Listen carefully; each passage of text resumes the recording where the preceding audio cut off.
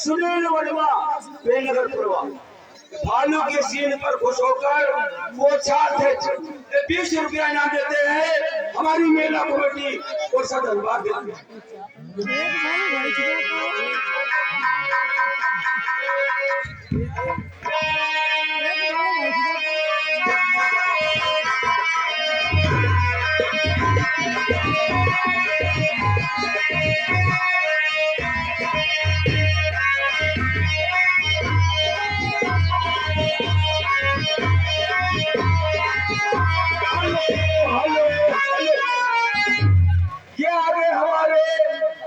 Mahadev PTC इनगर प्रवासी भालू की सील पर को 20 रुपया इनाम देते हैं। हमारी पार्टी को धन्यवाद देते हैं।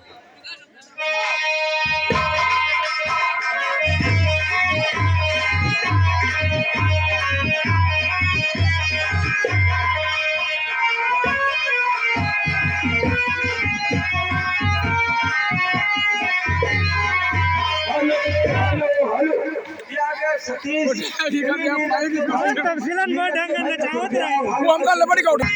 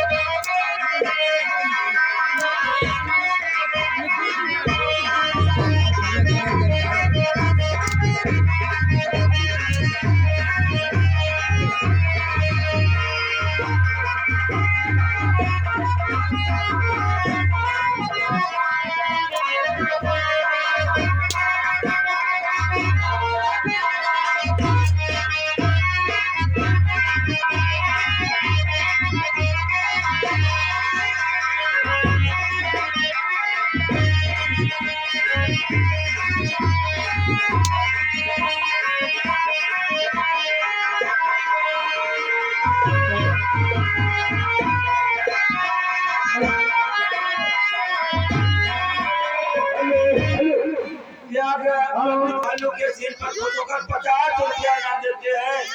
हमारी और ये हमारे भैया आ गए, ये हमारे श्रीमान आ गए अमित कुमार नगर के रहने वाले हैं। भालू की सीट पर खुद होकर 20 रुपये का शानदार पुरस्कार दिए। धन्यवाद।